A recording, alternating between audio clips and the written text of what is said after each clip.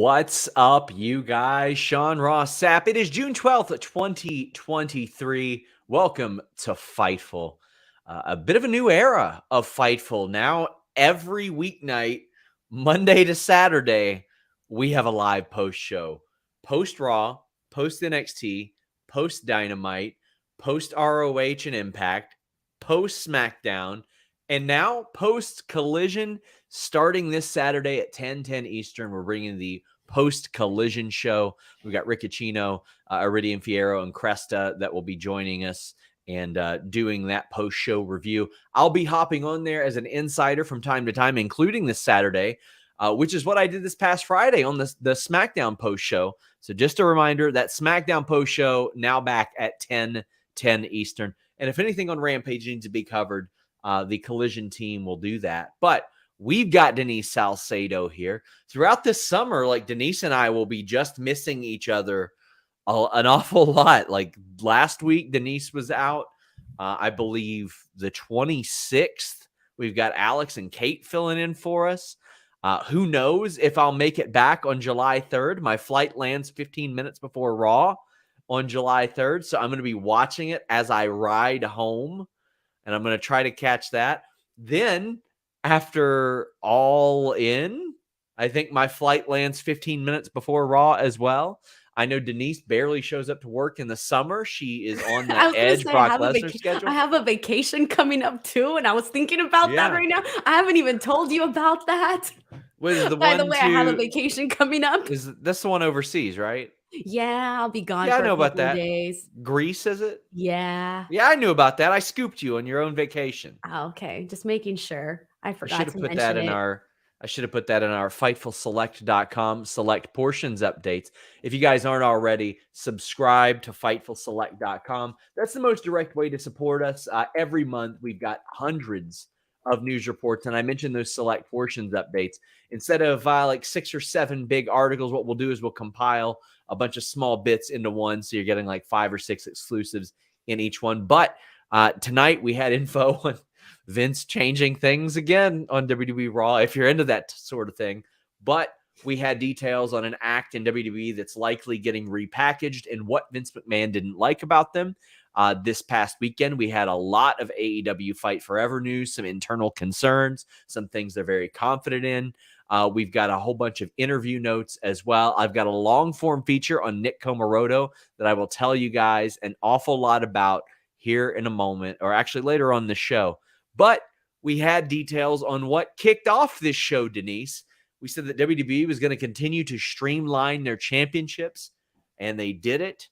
Rhea Ripley is awarded a new championship. It looks a lot like Seth Rollins' title.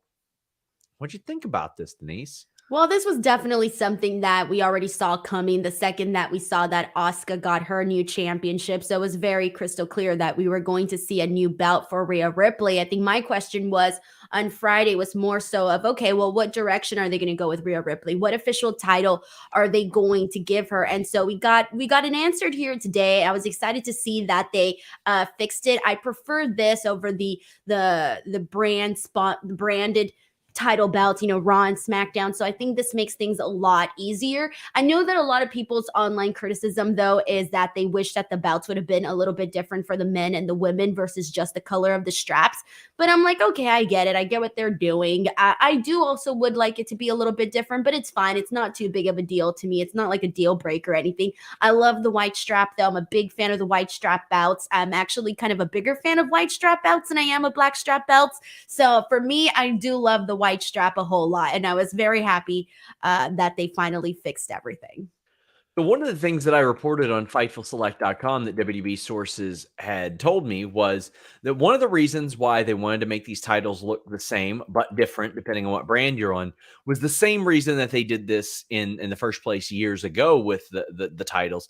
They wanted to make it seem on par with the Roman Reigns and Seth Rollins championships. That way, people couldn't look at it and say lesser than.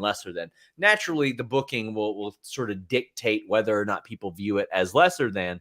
But it was a way that they could do that and say, okay, the women's titles are on an even plane with these as well. We had a whole bunch of details on that on FightfulSelect.com. But if you don't want to subscribe to that, you can leave us a thumbs up here today. You can leave us a nice review on iTunes, Apple, whatever the hell you listen on. That goes a long way as well. Make sure you hit the subscribe button, and you can get your question or statement in by sending a super chat or a humper chat here at youtube.com/Fightful. We are closing in on 90,000 subscribers. Would love to get there this week. That would be wonderful. You can also go to humperchats.com and leave your question or statement before we go on the air. And with shows every night, I know that some of you can't catch them all, obviously, wouldn't expect you to, but you can leave them earlier in that day. For example, Omar Diaz says, Sean, when you go to England, will you avenge the wrongful termination of Hollywood Salcedo by the hands of the LWLO? What is the LWLO? I don't know. What did I miss? What's happening? I don't even understand this question. I mean, is this the Wrestle Talk World I don't Order know. or something? I don't know. Omar's gonna have to explain. I don't know. I thought this was something that you guys were all in on that I wasn't in on. I wasn't in on it. I wasn't in on it either. I have no idea. Listen, only a fool would fire Denise Salcedo. Shelton says, now that they've streamlined a top singles world title for the men and the women, what are they going to do about the men's tag team titles? So this is a big question. Oh, lukewarm Luke Owen. Oh, okay. I get it now. Okay. I was like, what is LWLO? You know what I was thinking? I'm like, okay, well, obviously I was thinking LWO, but I was thinking like lovers thrown in there. I'm like, what else would start with an L that would kind of make sense? I'm dying right now. I didn't realize that those all made LWLO. By the way, real quickly, I got Luke addicted to, guess what? You won't believe it. Takis. Crack. No, Takis. Really? Literally, Luke sent me a picture the other day that he and his parents tried Takis, and I couldn't believe it. I mean, I will say this, like, of all the chips that have sort of taken off in the last, like, 10 years, I see Takis the most by far. Like, those have exploded over the last, those be giving you a tummy ache, bro. Yeah, I try not to eat a bunch of chips. I like just a good old plain potato chip, Denise. Of course you do, Sean. I wouldn't expect anything else. What other kind of chips? I mean, let me tell you. I eat all of them. I eat all of them. I don't care. I eat all the hot chips, all the regular chips, any chips. I don't care. Flaming hot, Puffs, Chester's fries, hot Cheetos lemon, the hot Cheetos lemon, the onion rings, the hot onion rings too, Takis. Okay. Hot Cheetos, hot flaming hot Fritos. I got some to send to you. I'm going to send you some Grippo's barbecue chips. They're incredible. I think you're going to like them. I'm not somebody says Sean Lay's original. Oh, hell no. Not Lay's original. We're talking like maybe like Grippo's, Mike Sells, something like that. Something kind of local to here. I'm not big on Lay's. They're like way too just salty for me.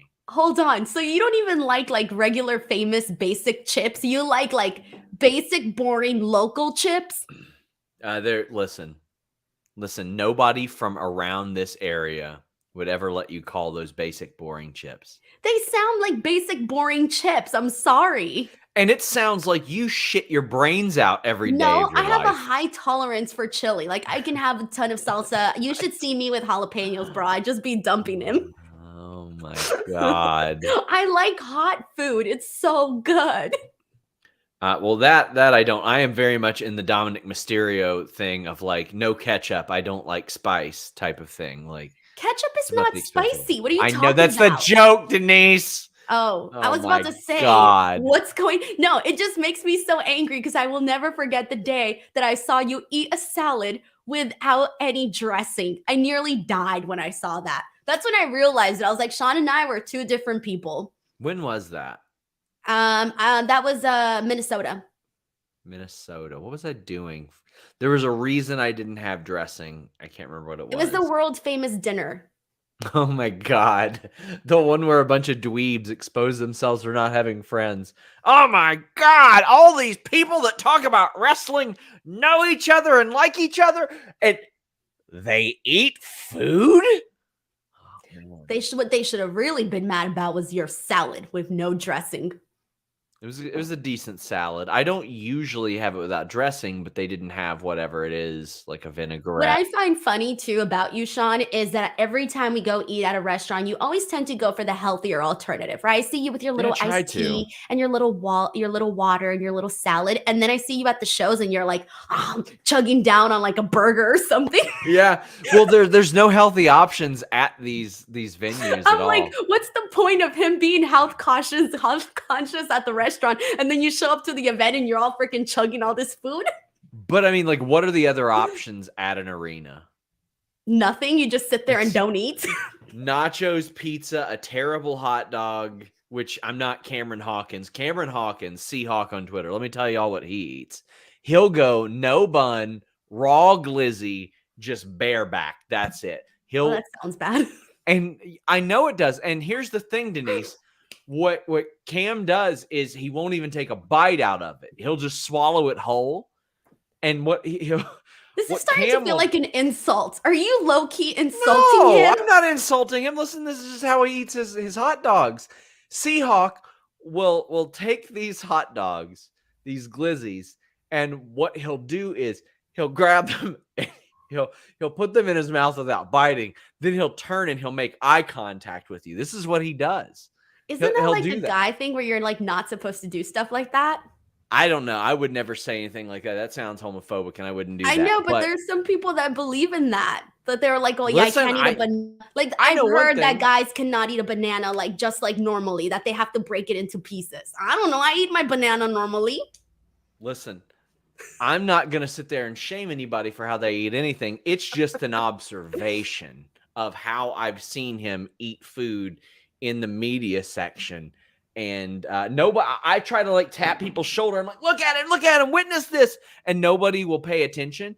And like, I've even seen him like kind of wedge it in between the two. Like, you know how sometimes the tables will meet each other, Denise? Sean, you say that I'm the inappropriate one on this channel, yet you're talking about wedging buns and barebacks and all this. No. Wedging a bun would be an improvement. Wedging a bun would be an improvement. There's no bun here. There's no bun here at all. So what I've noticed that he does sometimes is like, you know, some people will bring their microphones and stuff in. There won't be a microphone on his Yeti stand like this. Oh, damn, how do I get this in my shot? You know what I'm talking about, though. There will just be a raw bareback glizzy hooked to the stand, and he will eat it whole and like look at somebody. It's I just can't believe it every time. And I'm like, man, I just want to say he's too big to fail at this point. He's too successful to fail, and this type of behavior just proves it. Rockhard Joel Wood says, I just joined the stream, and the first thing I heard was raw glizzy. What is going on here? That's the most entertaining thing we're going to talk about today. It is. It absolutely is. This is not an exciting episode of Raw. There was some stuff that I enjoyed. Also, congratulations to well-known sellout Will Washington, who not only sold out to AEW, but sold out to Team iPhone. He was at the game tonight, Game 5. Congrats to the Nuggets. Very, very happy for him. But get your super chats. Get your humper chats in. I want to remind you guys, I've got a big feature dropping Tuesday on Fightful with Nick Comoroto. This is the first interview he's ever done. We did it actually months ago after there was a lot of discussion about ADHD, living with ADHD, what works for kids, what doesn't. He's battled ADHD throughout his life, lived with it. And throughout this process, it was so interesting to see what worked for him and what didn't work for me. And it was like almost vice versa. Like we had polar opposite things that we hyper focused on and that gave us struggles.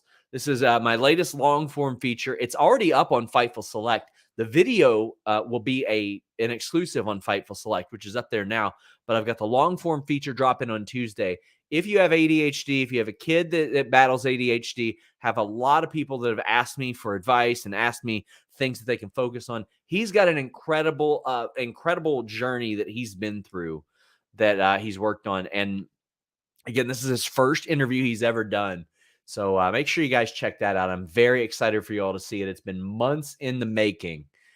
Check that out. Nick Comoroto on Fightful. But we kicked off with Rhea Ripley getting her title belt. I was happy to see that. I'm glad that they finally streamlined the damn names of these. Like, why not just do it before? Whatever. But I'm glad that they did it. Dominic comes out to celebrate. He has just got the most fantastic heat. I love it. Cody interrupts, and he challenges Dom to a match at Money in the Bank. I'm going to be at Money in the Bank. And I can't wait to see this, Denise.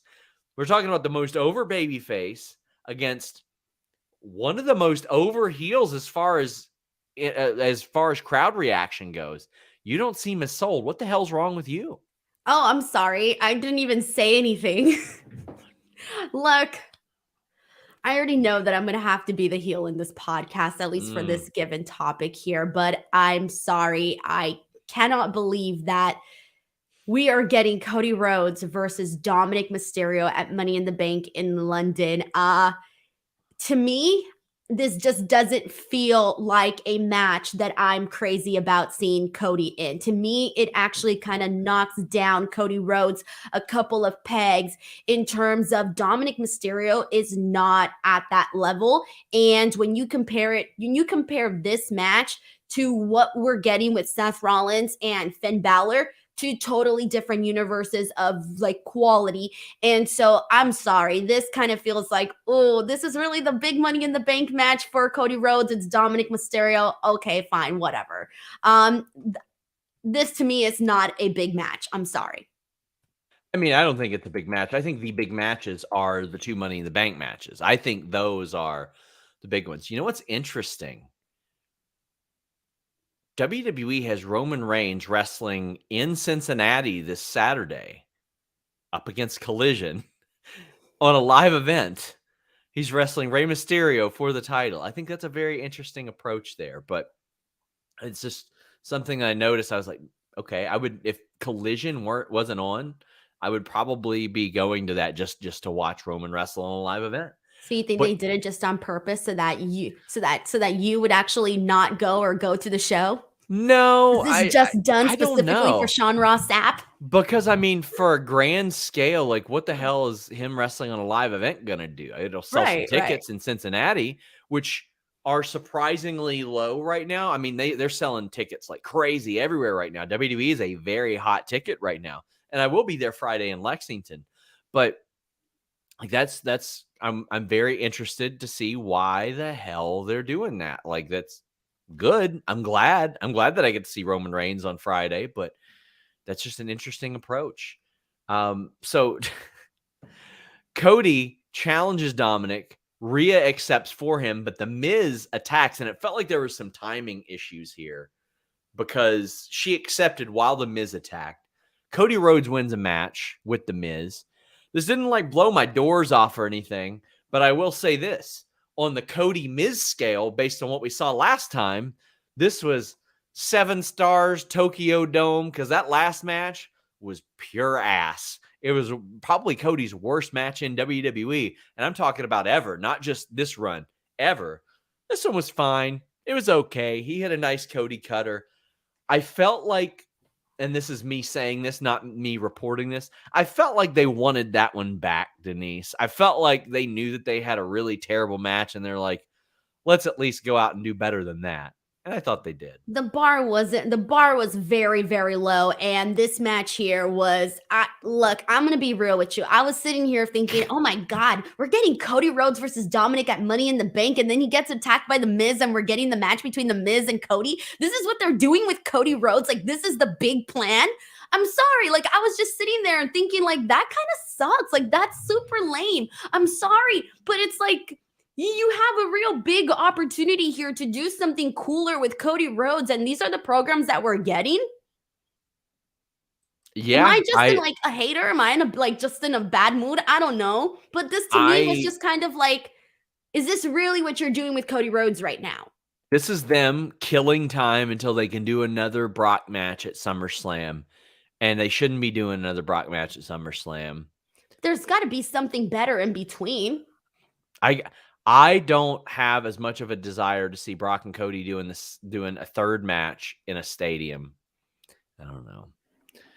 Ricardo says, just got here and SRS is talking about bareback. No, I'm talking about glizzies, my friend. KE775 says Rhea is going to interact with the women's division or be Dominic's cheerleader. Right now, it looks like she's Dominic's cheerleader.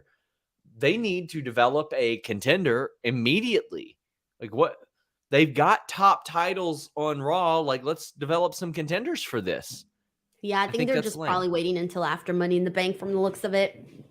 I did love that video package they played of Rhea Ripley today, though, later on in the show. Too. That was really good. They need to do more of that because it's not like everybody has a Rhea Ripley aesthetic. Like, you should play that up a little bit more.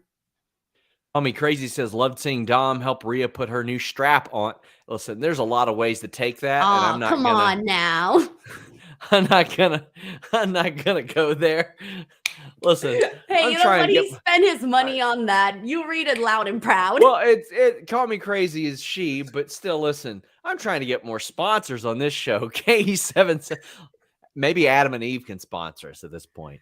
KE775 says, who do you think gets a 6th spot in the women's Money in the Bank? I would love to see Chelsea, honestly, like just because I think she could do some funny spots in there too. Who are you seeing? And they need that too. I would like to see Chelsea in there, but I did want, and I know Michin already lost her match against Bayley, but I did want to see her in it. I kind of feel bad that she's not in it. I did like what they did with her last week, though. The Bayley doing the AJ pose, and then she turns around and eats that dive. That was so good. I really liked that. Call Me Crazy says Brandy Rhodes versus Rhea at SummerSlam is my idea. Listen, if that match goes any longer than Natalya versus Rhea Ripley, I'd be disappointed. I don't need that.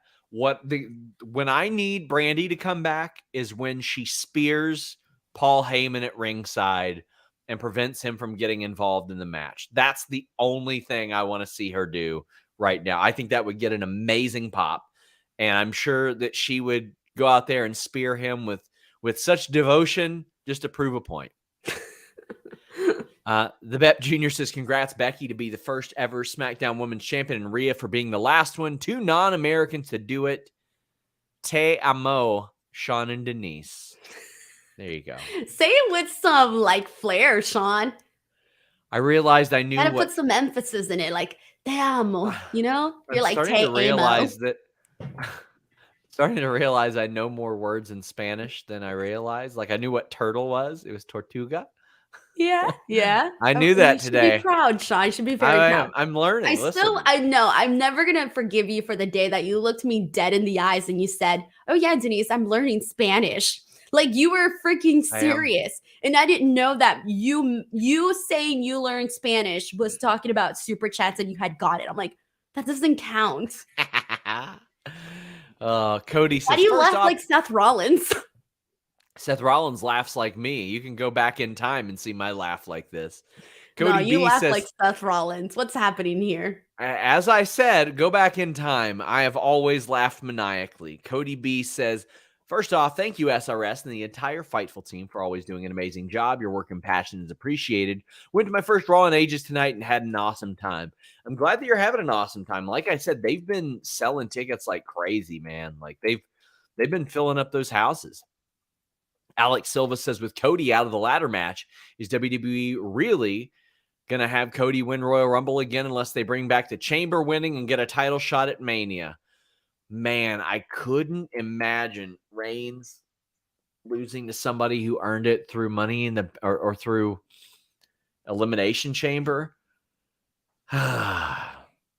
It's too far for me to say right now. It's too long from now. It is. I'm frustrated by the entire situation. Cody should have won that damn title. What do you think they're going to redo it again and have Cody win the Rumble like they said and then go from there? Nah, that would be I do. Whatever. I don't even care anymore. I realized that my caring level has gone way down. Havri Duncan says, after seeing Cody challenge Dom at Money in the Bank, I think we need to buckle up, boys, because Cody ain't finishing that story this year. Yeah, it's becoming increasingly more likely, Denise, that he's not finishing that story. I want to say welcome back, Havri. It's been a while since we've seen you. Glad to see you back. But Denise, when do you think I thought we already knew that. Yeah, but I mean, do you think that Cody's still the person to win the title? No, I don't know anymore. Honestly, at this point, I'm not dead set on it. I don't really have like a reason to believe that it's going to happen. And if it does, and it happens next year at WrestleMania, cool, thumbs up. Maybe I'll be in a different frame of mind by then. We got Call Me Crazy saying, we live in a good era of WWE. So many stars organically over, similar to Daniel Bryan and CM Punk in the 2010s. Dom, Cody, Sammy, Chad, Damien, Gunther, LA Knight, Rhea, Liv, Becky, and Seth. Any I'm missing? Next gen of WWE is in good hands. There are a lot of talent that are over right now, and they're getting the desired reactions. It's not a, we hate you for not pushing this person reaction, which WWE had done for so long. There are actual baby faces that are getting babyface reactions, Denise. And that is good. That's a good thing to see. I love to see Dominic get the heat that he gets. That's always very exciting. And so I like seeing that. But I would like to see a little bit more of that, though. I would like to see a little bit more like babyface reactions for certain people. But I think for the people that are named there that were mentioned, it was like, yeah, those people should be getting those reactions. Ricardo says Dominic less than Mysterio. Damn, brutal. And Call Me Crazy says, I should be upset about Dom not being in Money in the Bank. But then I realized Dom is being put against main event talent, the man who main evented WrestleMania. So I can't be mad. So now I just hope Dom wins somehow and feuds with Seth for the World Heavyweight Championship.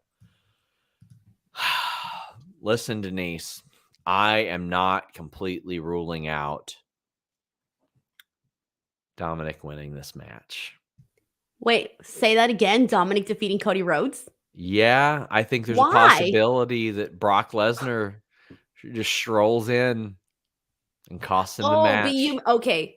Oh, God. At the same time, though, like, I hope they wouldn't do that because I think they would, Sean. They know the heat that they're going to get. They know that they're, going to be in the UK. They know that afterwards they can sing a song and it'll all be okay. Oh, God. Could you imagine? It's true. All of a sudden, Cody Rhodes is going to start singing Adrenaline in My Soul. Oh, my God. It's okay. I just got beat by Dominic Mysterio. That's very disappointing. Listen. Why'd you bring it up? You're manifesting it. Why'd you bring it up? Well, because I think that they'll do it to keep him out of the title picture for a little while. Because otherwise, why the hell wouldn't he be in the title picture? Finn Balor's in the title picture, and he ain't won shit lately. In fact, they're sitting there saying seven. I'll talk about this later. But what we're talking about now is adrenaline in your soul. How about some adrenaline? How about some soul? You can get all that back and a little bit more with fitbod.me/PPV.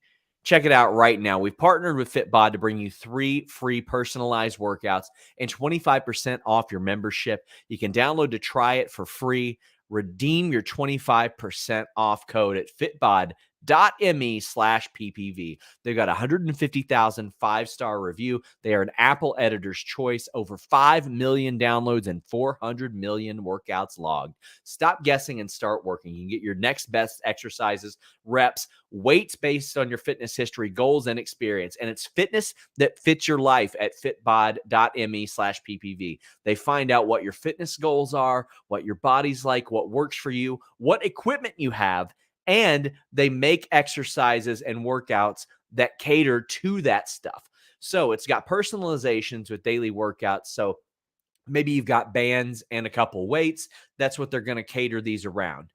Maybe you don't have the weights the next day. They're going to cater your workout around that. You got great equipment selection options, timed intervals, circuits and supersets, video demonstrations, and exercise instructions. You can ask a trainer. They've got streak counters, workout achievements, and you can log your workouts, and they can match up with your watch as well. They've also got muscle recovery options. You can connect to Apple Health, Fitbit, Strava, all these good things at fitbod.me/PPV. Work on a better you, and you can do it with tons of different options. They are making this as easy as possible at fitbod.me/PPV. You're not going to be working out the same body parts every single time. Maybe you're getting into this for the first time. They will help you. fitbod.me/PPV. Ryan says SmackDown has Bayley, Io, Asuka, Bianca, Charlotte. Raw has Rhea, Becky, and maybe Raquel. Need a Beth return. I mean, they have Ronda as far as name value goes. So I mean, there is that. Raquel is going to emerge, and she is going to be a top level talent. Like, I think it's just just waiting there, Denise. Who Yeah, do but you it's look still we're at? still a little bit of ways. It's still a matter of time before they do something with Raquel. She needs to have a glow up. They need to give her an actual like personality type. You got to give her some sort of persona, right? She just can't go out there and just be just Raquel, right? You got to give her a little something to work with. But she is an emerging star. They also have Trish Stratus, which is as big of a star in the women's division as it gets. I don't know how long she'll be around after this Becky feud, but they're very clearly developing Zoe as well. But S. there still Taylor, needs to be a whole lot more. It's still super slim though. yeah, of course. S. Taylor says having women's belts look like the men's belts poses issues. What is WWE going to do next draft? The world belts may end up on separate brands. Same for the undisputed belts. That'd be weird. They got no issues with that. That now they are uniformly named that way, no matter what brand any of these titles go to. There's no longer an issue. There's no weird brand colors associated with it. There's no Raw or SmackDown, anything like that. Call Me Crazy says Seth versus a taunting Dominic at SummerSlam. Oh, God. I mean, Oh, at this man. point, and wasn't he his first match too back in the day? Yeah. Wasn't it was that Extreme Rules or I was it think it was Extreme Rules or SummerSlam. SummerSlam? I think SummerSlam. It was SummerSlam, right? So they are gonna tell that whole story of like, oh, look where I was at then, and look where I'm at now. Oh God, they have something there. They could actually do it. Boggs Viega says, in my opinion, they're going to shoehorn Cody. Then the crowd will go Seth. Mania 30 Part 2. Rollins is Bryan. Cody is Batista. It's not hard to see. Do you not agree? No, I don't agree. I don't think they're going to shoehorn Cody and Seth. I think they've understood that. But Denise, how long have people been predicting that Cody is going to get booed? Like since the start, since before he showed up, people were predicting he was going to get booed. And they're like, oh, it's so simple. It's so easy. No, it's not. He ain't got booed yet. No, that's why I felt like he needed everything that he could because you didn't know like what that reaction was going to be. And I felt like you needed everything that you possibly could to build up Cody as a big star so that people could see him as the same level as Roman Reigns. Omar says, any word if they're planning on a failed cash-in for women's or men's? No, I've not heard anything about what their plans are for the Money in the Bank moving on after that. We got the Becky Lynch promo, and she is interrupted by Zoe. What did you make of Zoe's promo? Becky was getting flustered. I thought she recovered well because she was like, yeah, this is getting me so angry. I'm even getting tongue-tied. And then Zoe interrupted and did her thing. And it's still a little generic, but we both interviewed Zoe and we've seen that charisma shine through in person at these media days. So with Becky, it was the whole thing where she kind of got tongue-tied, and then she said she got tongue-tied because she really likes power. And the power makes her tongue-tied. So she definitely, I mean, she's a pro, right? She's going to bounce back from a stumble very, very easily. And when Zoe came out, I thought there was a lot of really good effort made by Zoe. I think you can still see some of the nerves in her, but that's fine, right? You know, she hasn't been going out there in front of these crowds, you know, like this for that long. So I think the fact that she went out there and she got as much as she did in there, I thought was fine. In the beginning, the fans weren't still doing the what chant to her, and she did make sure to kind of react a little bit to the fans, telling them to like shut up. But then the fans started doing the what chants like even louder. So I do think that kind of that could have phased her a lot more, and it didn't. So I thought that Zoe Stark, although she did look a little bit nervous, she still continued to press on, and you know, she did everything that she was supposed to do. But it was so funny because the second you have Chelsea Green go out there and Sonya Deville, they didn't get what chanted at all. So I think the people picked up on Zoe kind of being a little bit nervous. Yeah, it was definitely an adjustment. And also the crowd seems to enjoy the Chelsea and Sonya shtick right now. Like people I don't blame tend them. to still be on board with it. Like there hasn't been a lot of depth added to it and stuff, but I think it's worked well. And Chelsea came out, and I did like that Zoe like kind of threatened them too, because she should not be okay with that at all. I just love that Becky just cuts her off and she's like, I'm done really listening to you. Let's just fight. And then when she said, I'll show you why I'm famous.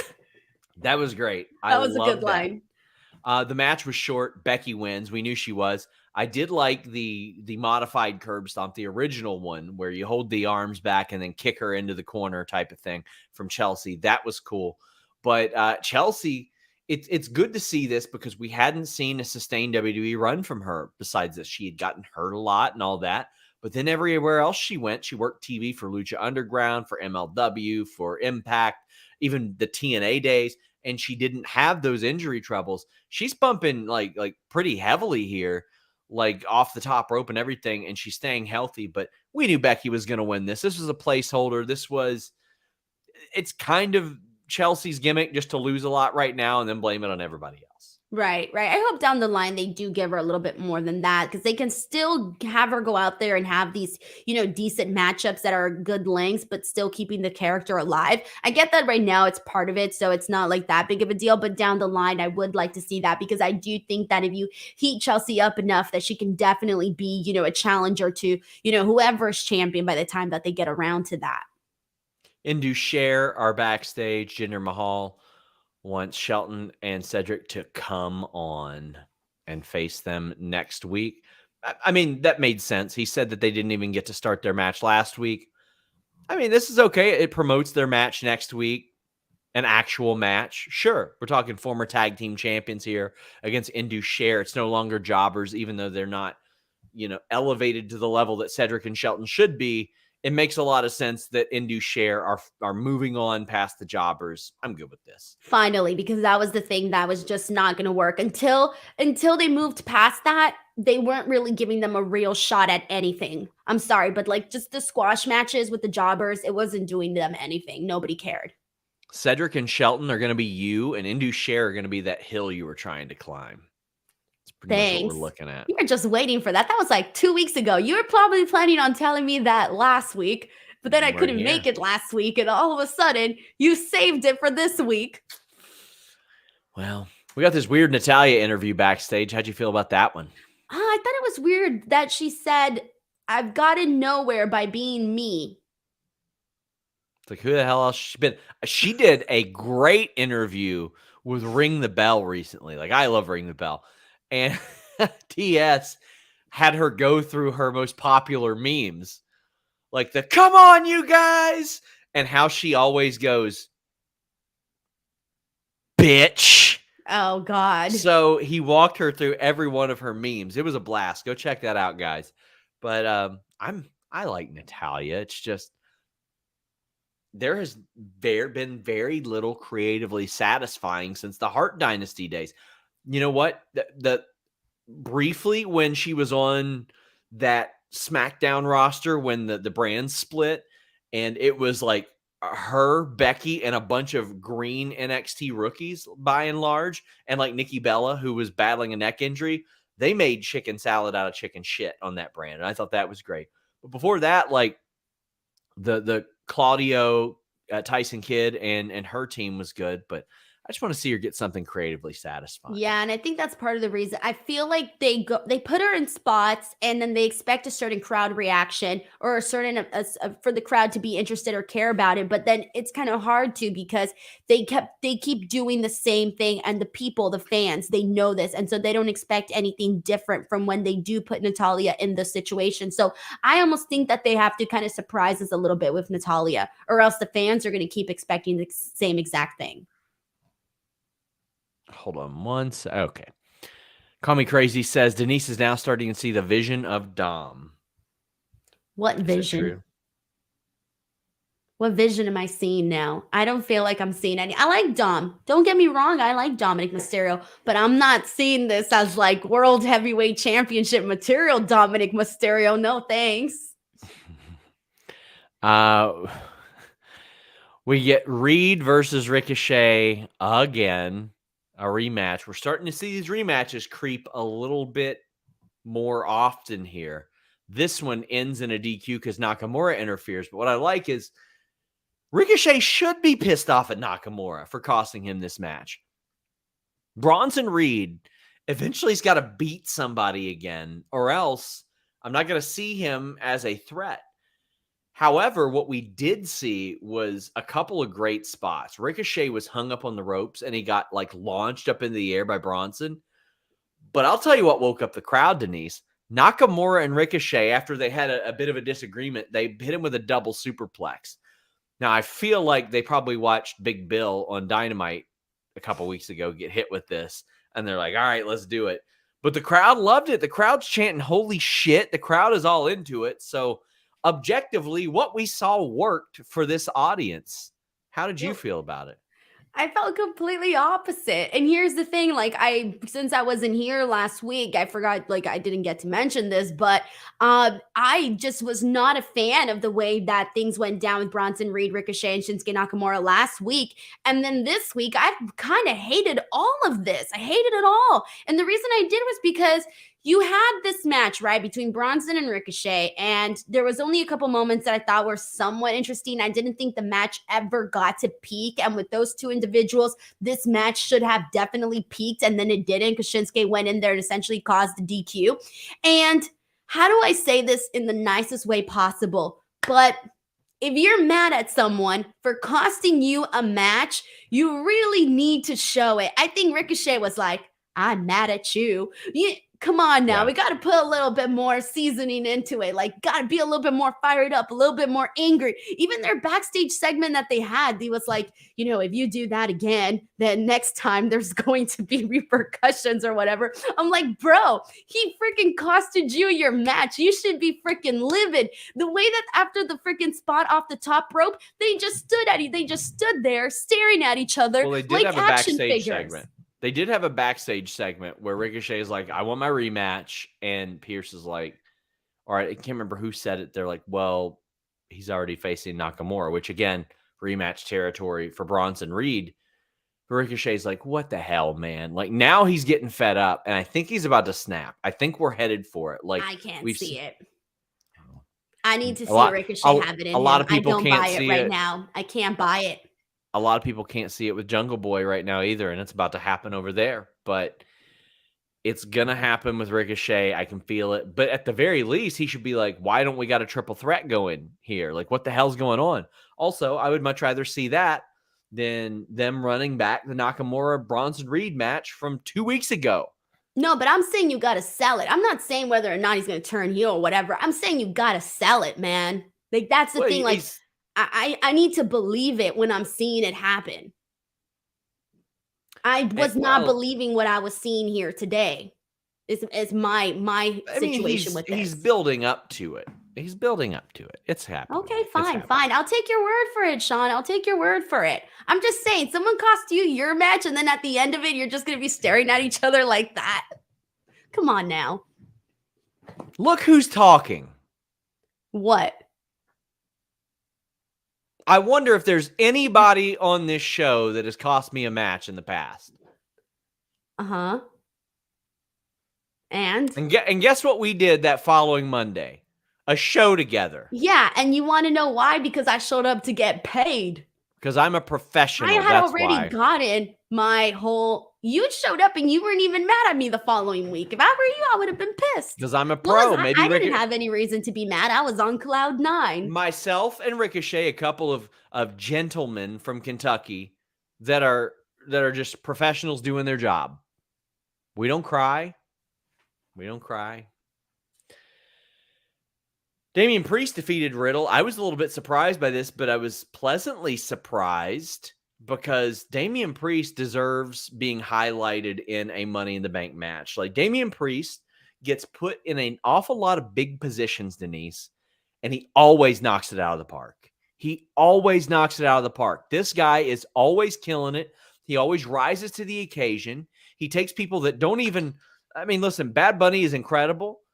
In all seriousness, he don't belong anywhere near the positions he's been in, and Damian Priest constantly makes him look like even better than he is. It's amazing what he's able to do. So I'm so happy with this. There was a beautiful fisherman superplex in this, a nasty broken arrow from Damian Priest. I was so glad that Damian Priest got this win here. And you know that this match meant something to these two guys. They've been best friends for a very, very long time, and they got a featured spot. And I think this is right because it added creatively to what we'll see later, which we will talk about that segment after this. But Denise, man, Damian Priest qualifies. Yeah, I'm happy for him. I thought that it made a lot of sense. And I think the biggest thing that I want to say about this is after that Bad Bunny match, you needed to reward this guy. And when I look at the entrance into this Money in the Bank prior to Damian Priest being into it, I'm like, oh, this is going to be LA Knight winning this all the way. And now that Damian Priest is in this match, I'm a little bit 50-50 where I'm like, I can see LA Knight winning this, but I can also see Damian Priest winning this. And prior, I thought it was straightforward going to be LA Knight. Now I don't buy that. Now I'm not so sure.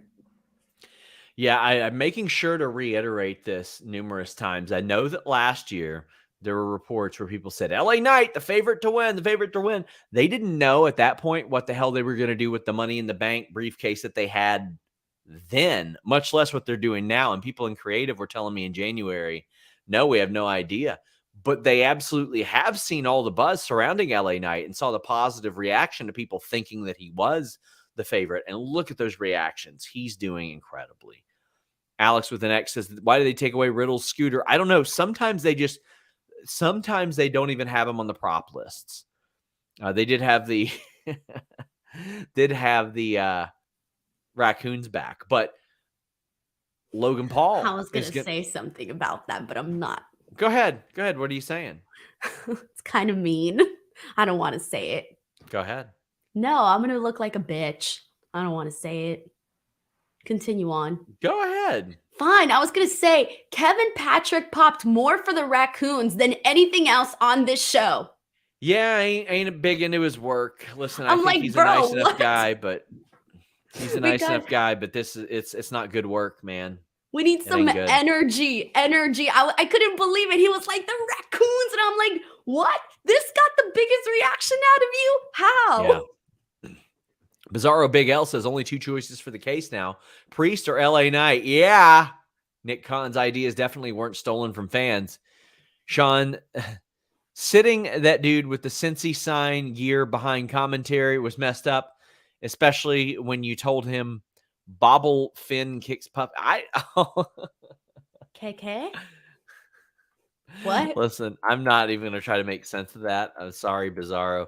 Luis says, if Butch is a bruiserweight in 02, that's my pick.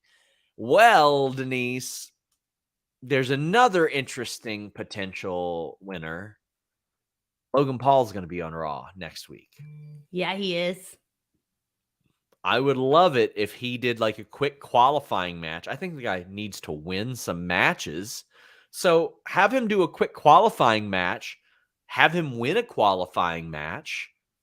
Like he could beat the Miz or something in another qualifying match. Miz gets another shot. He wins. And I think Logan Paul wins. And then like whenever Logan Paul is there, it creates a bit of a moment. And he can just tease it and tease it and tease it.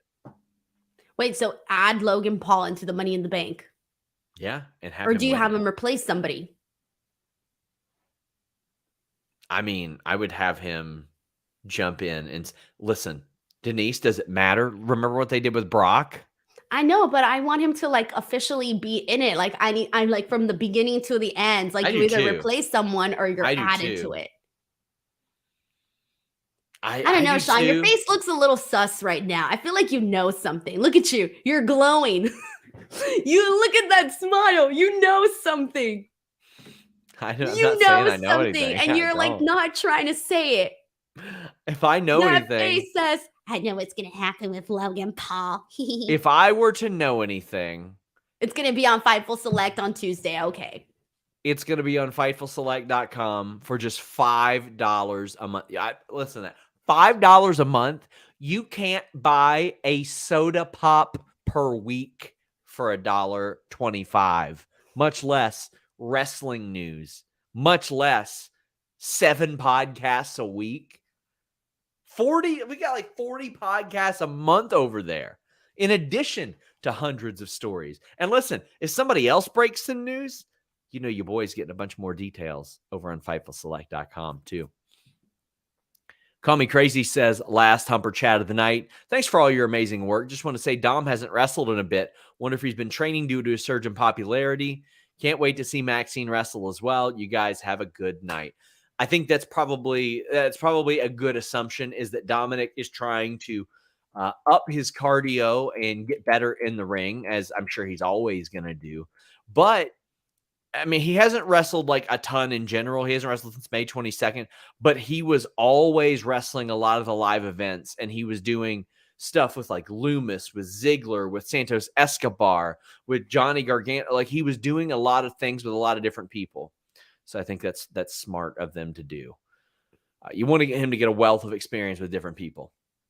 Iron Sheik video package, RIP Iron Sheik. I thought this was an incredibly well done video, Denise. They always knock it out of the park with this. Oh yeah, it was really nice. I thought they did a really good just overall look at his career. It was very nice.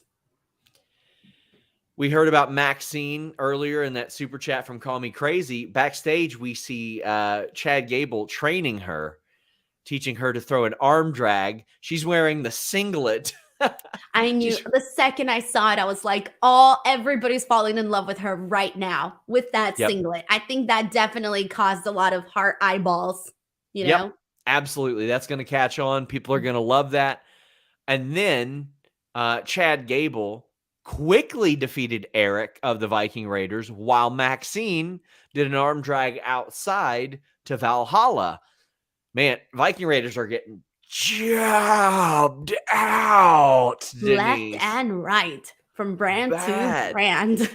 But you are getting the Chad Gable Otis push that you've been talking about. And we reported on FightfulSelect.com. As of now, Maxine is full-time with them as opposed to the models. But they sent her to like a WWE party with the models last week. Very, very weird. Left hand, right hand there. Lately with Mansoor and whatever how their names are. You saw something on FightfulSelect.com tonight about what the plans are for them. So head over there and subscribe. Best $5 in the business. But I feel bad for the Viking Raiders, but Chad Gable getting that push, and I can't complain about that. No, definitely not. And he deserves it. Always putting out quality work as well as Otis. And this is going to get Maxine over so much. She needed this. Dick the Cock Johnson says men's Money in the Bank match is going to be awesome. I love that it's all fresh names, no former world champs. I'd buy almost all of them winning it too. That's what I like. I love it when Money in the Bank is fresh competitors that have not been like a world champion or anything like that. It does give something brand new feeling to the situation. So add Logan Paul. It could happen. It could happen. Jonathan Corona, I did find your super chat. Says, so let's say Disney buys WWE TV rights and say, hey, WWE theme park coming soon near you. Not going to lie, I want Roman Reigns versus Darth Vader, and the winner gets ruler of the dark side. So, Jonathan, I wouldn't expect that to happen. Maybe some sort of virtual thing. But had WWE been bought by Disney, that for sure would have happened. They absolutely would have done that. Denise, I'm a little bit surprised that Disney would bid on WWE TV rights as opposed to just buying the whole damn thing, which leads me to believe that Vince McMahon took the offer that would allow him to stay in control. Because to me, if Disney were going to pay billions of dollars for TV rights, they probably, and I don't give a damn what anybody's going to send me about cost-cutting mode, it would be impossible for Disney to lose money on WWE. Nobody could possibly screw up making money on WWE right now. It is a money hand over fist in so many different ways. Live event, merchandising, sponsorships, TV deals. But it's surprising to me to hear that they're interested in that and didn't just buy the damn company. But I think they probably were interested. And Vince is like, well, I want to be involved. And they said, to hell with that. Yeah, I was going to say, I think Vince for himself played it very smart to get the best that he possibly can. I mean, look at him. He's basically like got more power than ever. So he's doing well off for himself. Shayna Baszler defeats Raquel due to the help of Ronda Rousey. K775 says, is Raquel still in the tag division? If so, who is her partner? WTF was that Natalya promo. Is she getting another title match? I don't think she's getting another title match.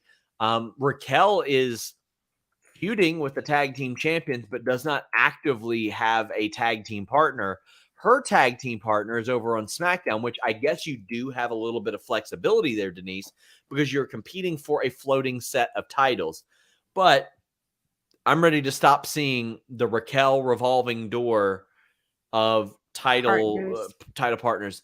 And I'm ready for her to move into SummerSlam as Rhea Ripley's challenger. I'm sure they'll do Becky and Trish, and they should do Raquel and Rhea for the title at SummerSlam as well.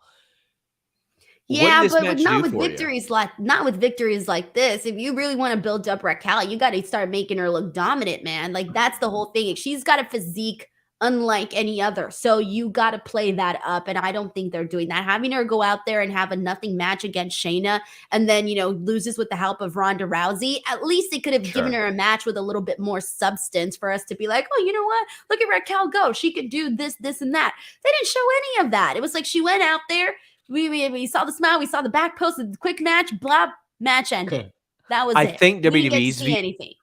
think WWE's view is, oh, well, that doesn't count because Ronda Rousey interfered. Like, I think that's what they think. That's not how I think. We're getting a lot of these don't count kind of matches. We got a DQ earlier in the night with the freaking Bronson Reed Ricochet match. We got a super quick match with Chad Gable and Eric. That was, again, nothing there either. Then we got this super quick match. I mean, there weren't that, aside from the main event, there really weren't any matches that legitimately got any substance, any depth in a whole 3-hour show. Yeah, I'm completely with you. I think we need more clean finishes in general. I always go by the Randy Savage method. He says, I'll win them in the ring, lose them in the ring, and I'm good enough to stay over regardless. But I think that they view this, okay, for example, Finn Balor's most recent matches are, let's see, he lost a tag match at the end of May. He beat Nakamura. He won a tag match, but he lost to Finn Balor. Or he lost to Seth Rollins, rather. The guy that he's facing, he lost to him last month. Yeah, but that match was really good, though. I know. That's the difference. I'd much rather see that. To your point, the time on these matches, 13 minutes, 21 minutes, 9 minutes, 13 minutes, 11, 12, 13, 18. He's not going out there and getting beat in like 2 minutes and then them being like title match. But I think they'll do that with Raquel regardless, unfortunately. Yeah, and that's what I'm saying. Like, I think that's what you definitely need to see a change up for that. For a lot of people, not just her, for a lot of people. Jonathan Corona says when WWE does their new stage, would be cool if they had an elevator for Cody. Just saying. They have not liked doing stages for a while. I don't know what their plans are right now, but they have liked the flat method. It is incredibly low cost for them. However, they were doing that at a time where they were looking to maximize revenue for a sale or a merger. So who knows what they'll do now? I mean, we've seen some instances where they've gone a little bit grander, but then we've seen stuff like Puerto Rico. Like, look at the minimalist setup they had for that, and it looked awesome as a result. I love that. And I think what makes up for it is the crowd. If the crowd is like, going crazy, it definitely makes up for, the lack of a big stage. Speaking of big, you all know what time it is. Time for the big head picture. Okay, I'm not talking. Why not? Because I have nothing to contribute. Why? Because we see this every week, Sean. Do we? You weren't here last week. Yeah, and I saw it the week before that, and the week before that, and the week before that. Do you know where JD's from? I don't know. It's like Ireland or something. Okay. Where's Forbidden Door, Denise? Toronto. Why do I feel like you're quizzing me? I hate being quizzed. Where are we right now? Well, I'm in Los Angeles. I'm in Lexington. Where are you going on vacation? Greece. I don't like these questions, Sean. And it's you know where I'm going at the end of the month? London, right? Yeah. Yeah, London. It doesn't matter where I am. With NordVPN.com/Fightful, I'll be able to check out all my favorite shows. I'll be able to watch all these pay-per-views. This past weekend, I ordered the UFC pay-per-view, 1/6 of the price, $15 it cost me by subscribing to an overseas service, thanks to nordvpn.com/Fightful. And let me tell you, you got a bunch of pay-per-views coming up. Forbidden Door, you got Collision. Some of y'all are like, where the hell do we watch Collision? Where do we do this? Where do we do that? How about you get nordvpn.com/Fightful? You get this great deal, 3 extra months free, 59% off. I know our graphics outdated. 30-day money-back guarantee. You can detect malware during the download, block trackers and intrusive ads, and stay safe online with the leading VPN service. And you can get all these services that I tell you about, the Fight Pluses, the AEW Pluses, the pay-per-views at a much more affordable price, WWE Network, and the interface that you love on any TV service, wherever the heck you want, with nordvpn.com/Fightful. I think each time I tell you guys about NordVPN, I'm going to tell you about another one of their great features. But changing that virtual location with just one click is a big benefit. Wrestling content, MMA content, even like celebrity boxing, bare knuckle boxing content off the charts when you've got nordvpn.com/Fightful, and it works on all your devices. You can even put it on your router and it'll work on everything in your house. There's a NordVPN app for Windows, Mac, iOS, Android, Linux, and even Android TV. They have encrypted proxy extensions for Chrome, Firefox, and Edge. Secure up to 6 devices at a time. Trusted by 14 million users worldwide. nordvpn.com/Fightful. And also 24/7 tech support. So if you need help figuring out how to use anything, they got you covered. I've been using my NordVPN, by the way, more regularly because I ditched Sling because it's such a terrible app. So now, because I'm in the West Coast, I switched my location to New York so that I could watch the East Coast versions. And so now I watch Raw and everything on there. And then, yeah, also my husband is doing NordVPN because the NFL is charging way too much money on YouTube. Oh, yeah. So he's using NordVPN to basically not have to pay the extra $400 on YouTube TV for this NFL Sunday ticket. It pays for itself time and time again. Get your super chats, get your humper chats in. A reminder, guys, if you want to ask even more questions for less than a super chat, you can subscribe to FightfulSelect.com. I do Q&As every week. This week, Grapsody will be doing a Q&A as well. At the end of the month, Jimmy Van will be sitting in for me and doing a Q&A. Also, check out Tom Talks Rubbish. Jimmy Van did a rare interview. I think it might have been his first interview he ever did about Fightful with Tom Talks Rubbish. I've appeared on his show. It was a very good time. We have shared the link here on our YouTube. Wow, I thought this was probably the highlight of Raw, even though there was a banger of a tag match. We had the Balor-Seth Rollins promo battle, which I thought it worked out so well. It accomplished so much. Like, Balor hadn't been winning too much, but there's a story here. The story is Balor reached the heights that Rollins has reached many times. Rollins hurt him and took a lot from him, and that's what Balor said. But during his whole promo, the crowd is singing for Seth, and instead of getting rattled by it, Denise, Balor did the absolute smartest thing he could do and said, yeah, we're just going to make this a thing from now on. I'm going to play this up. He's going to be like, I hate it when they sing. I know you love it when they sing. And now what we're going to see, Denise, is more people are going to do this during promos that are opposite Seth Rollins. I thought Finn Balor showed his poise. He showed his veteran presence. He did everything right in this situation. He didn't get shook one bit. His first time really in a main event level at a sustained spot in a long time outside of the Roman thing. And woof, that sucked. I thought he killed it here. And this was definitely needed. Aside from the Money in the Bank matches, this is the match that I'm most looking forward to for the pay-per-view. I can't wait. I thought they did a really good job. This is what I've been wanting to see from Finn Balor for a long time. I thought that they did so much harm to Finn Balor, and recently they've really started to build things up again for him to the point where I'm like, hell yeah, like this is the match we're getting at Money in the Bank with him and Seth. Given what we've seen from them before, I'm ready for this. I love that he went up to Seth and was like, you literally took everything that was meant for me and this and that. I thought that was really good. I just thought they played this up very nicely.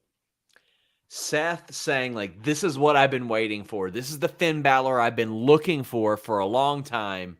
Hopefully you're that guy instead of a little bitch. Ooh, that was so good. All of us felt that one, I think, because, you know, if you're a Finn Balor fan, like, you want to see the very best of Finn Balor. You don't want to see him going out there and getting jobbed out or being thrown, cut off some ropes and just fall to the ground. You don't want to see any of that. You want to see, you want to see Finn Balor.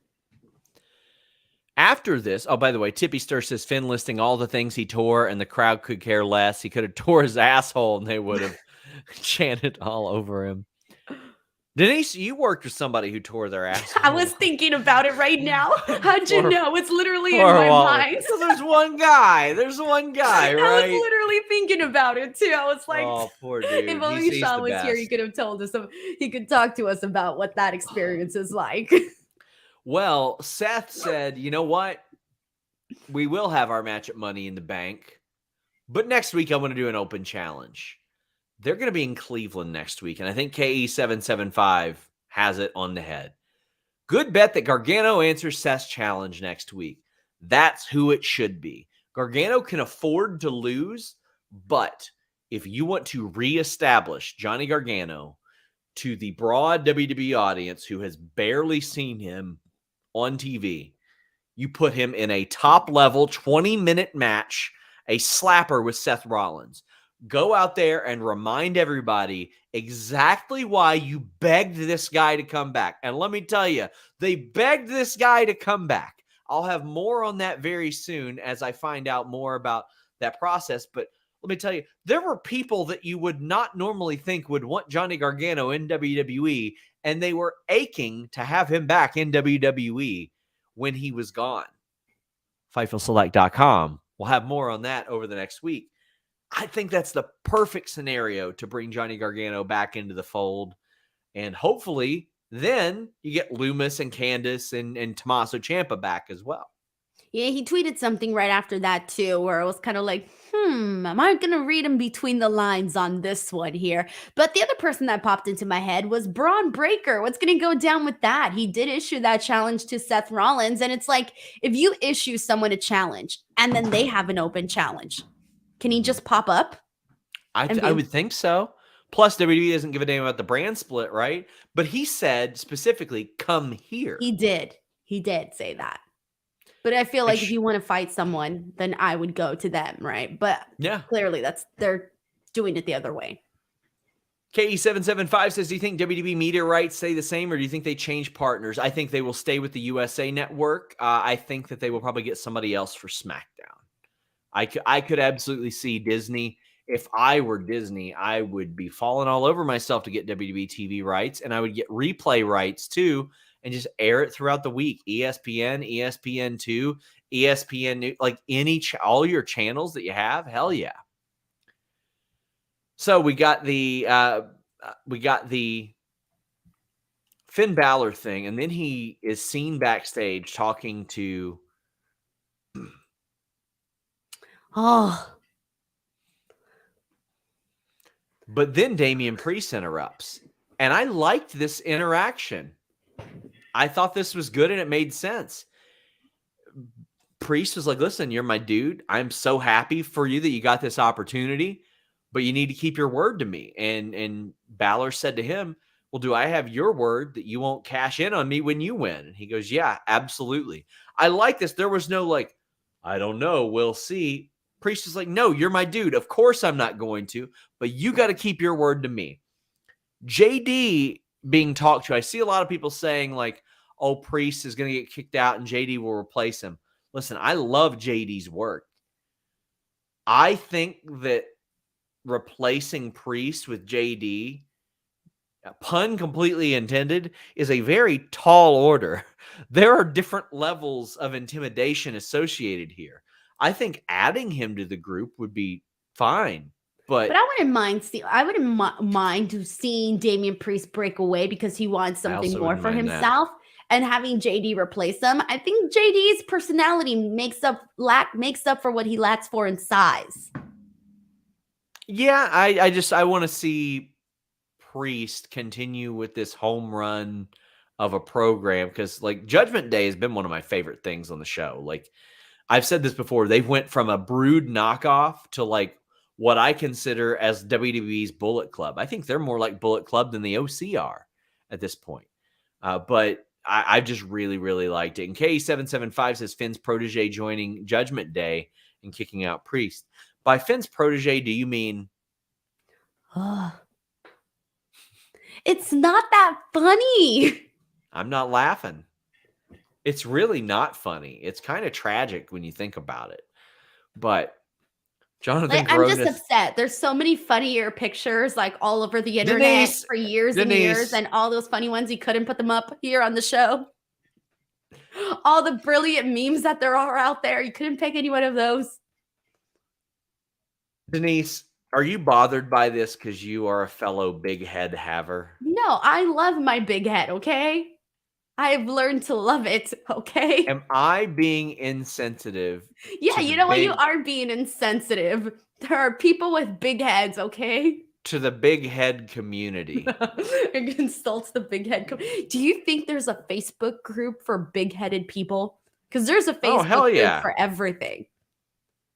Yeah, absolutely. Don't be ridiculous. But do you think they like discriminate you if your head's not like that big? Like, what do they justify as like a really big head? Like, does it depend on your size of the body, or is it just like the size of the head? Well, Denise, something tells me it wouldn't be that difficult for you to infiltrate one of these groups and find out. I'm just saying, I want to be accepted though. If I go in, I don't want them to shame me.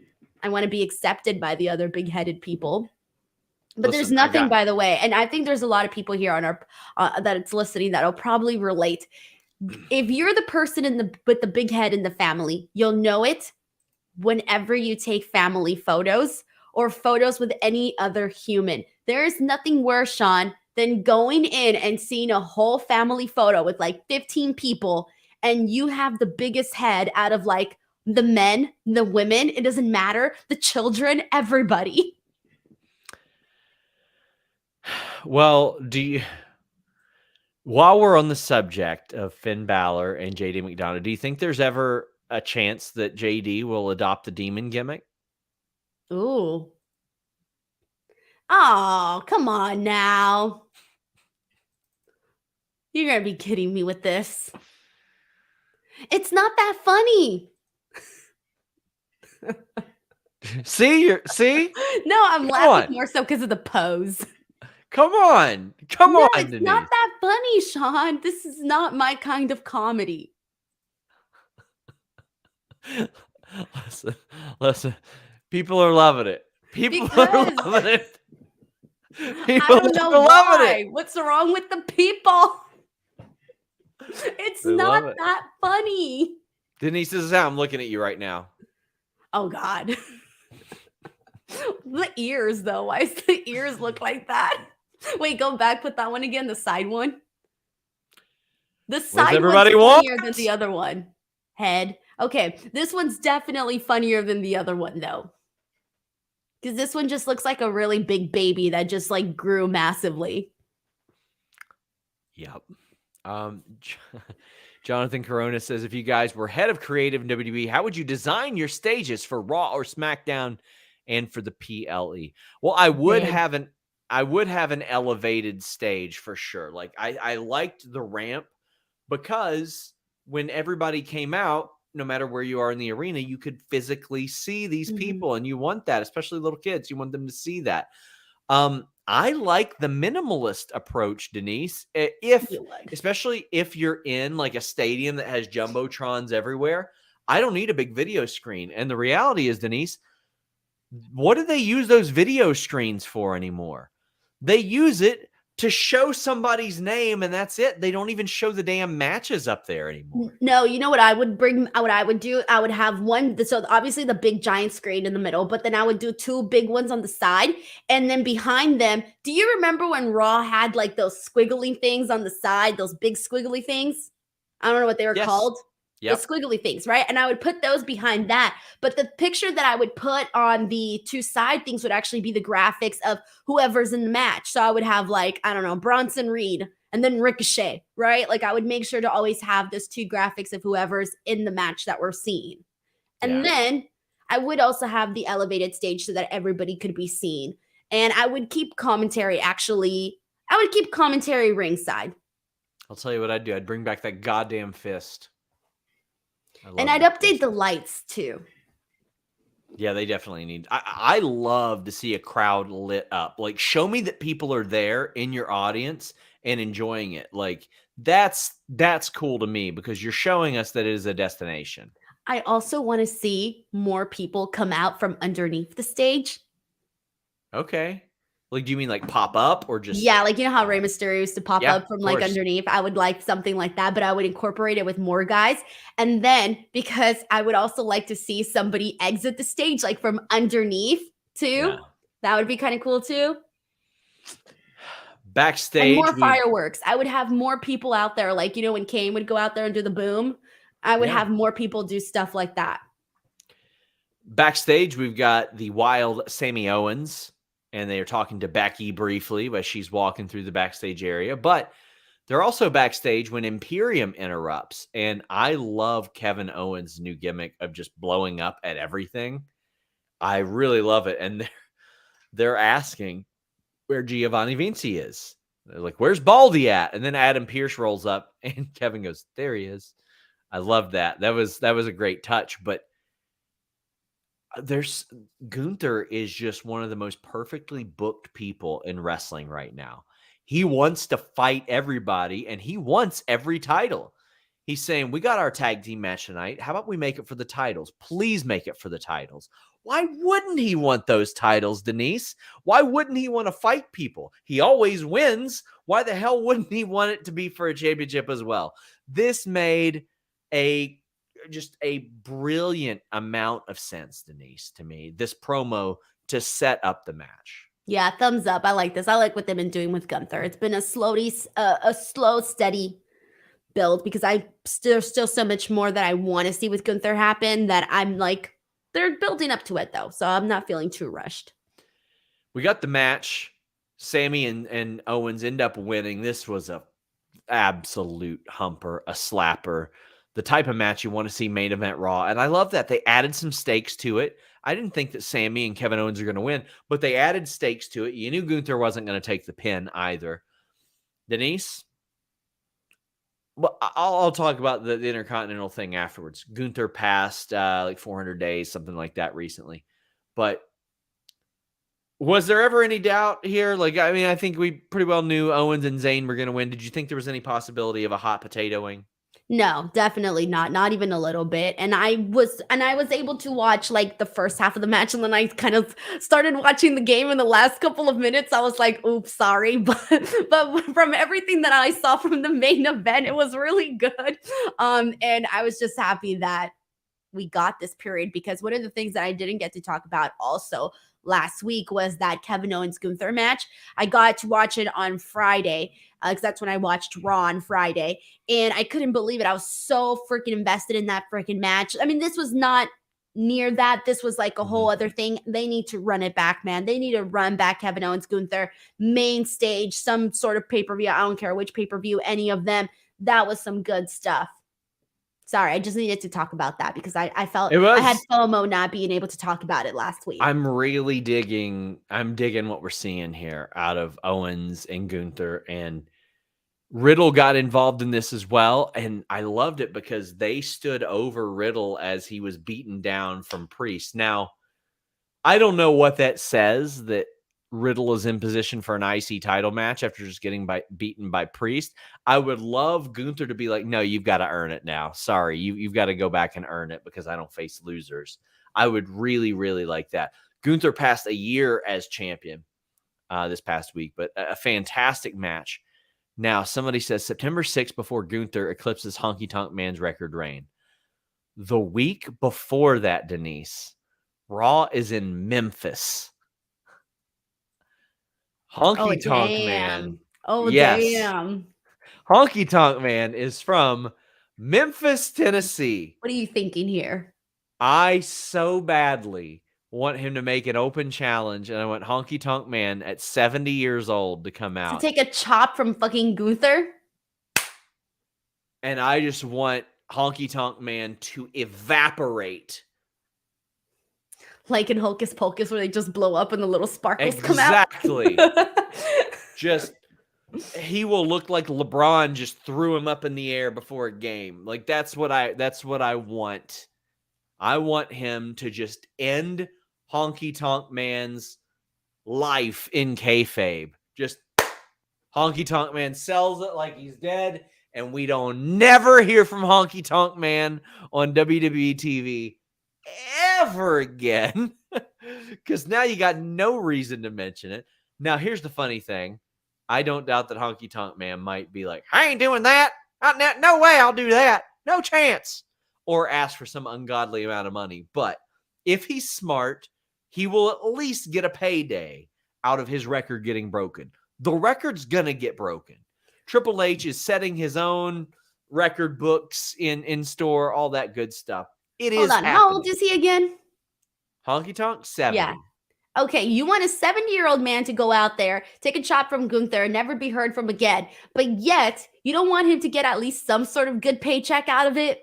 No. I do want him to get a good paycheck. A good one, though. You were like, not an ungodly amount. If I was a 70-year-old man, and going in there, I would ask for a shit ton of money to take a chop from freaking Gunther at my old age. But I like, you know Honky Tonk Man. He's going to ask for like a brand new Toyota Corolla or something like that.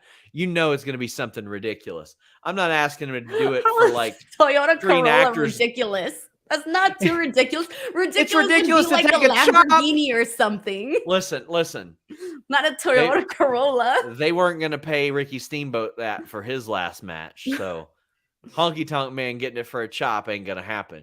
Like, listen, give him a good payday. But this guy was wrestling in Tower, Minnesota, and Winona, Minnesota, and Chillicothe, Ohio, Kenner, Louisiana, West Allis, Wisconsin are some of the places he wrestled his last matches at. Listen. Want to see him chopped into dust. Bizarro Big L says Disney only has $200 million liquid under from rumored bad crypto deal and may sell Star Wars back to Lucas, rumored. And big props to Nakamura. You can see his effort in promos. When was the last time someone won a match from a Blue Thunder Bomb? Sammy did in the last few years at some point. I just can't remember when. Nakamura is seeming more motivated lately, which is good. I can't speak on Disney's finances, but listen, they got to have more than 200 million liquid if they're interested in this TV deal, because they ain't gonna get it for anywhere near that. Oh, Denise, I've been so scatterbrained today, just thinking about Honky Tonk Man getting chopped really hard. Tell the people where they can find you on social media. Twitter and Instagram @ Denise Salcedo, YouTube.com/Denise Salcedo. Those are the places, as always. Can you fix my freaking thing at some point? It's been like a year, bro. You never fix my overlay. I've already done something today. Come on. Like, I've been asking for this for months. And can we please match our font? No, it drives me nuts, Sean. Yeah, I need put to. my handle. I wish Melissa would just do it, rather. I wish someone do it. I don't care who. Zayn beat AJ Styles with the Blue Thunder Bomb on September 26th on some year that was not 2023, like Luis says, because that hasn't happened yet. Unless Luis is predicting it. Somebody says, shout out to Chillicothe. Woo. My uncle's from there. I wrestled there once. Wrestled in Chillicothe. It was not a great town. Anyway, leave a thumbs up on this video, guys. What's wrong with Chillicothe? I won. I won a medal. Sounds like chill and coffee. Sorry, today's my first time that I ever heard of Chillicothe. Yeah. Yeah. Well, somebody said tonight he did, first time in forever. Well, yeah, I think they meant the last time, guys. We're aware that he did it tonight. We're talking about the time before this. Explain yourself, Sean. You're not explaining yourself properly. I didn't send the damn super chat, but you can send the super chats here on youtube.com/Fightful and over at humperchats.com. Again, we are here all week long. Don't forget, next week, Stephanie Chase is here with predictions for Forbidden Door. Until next time, we're out.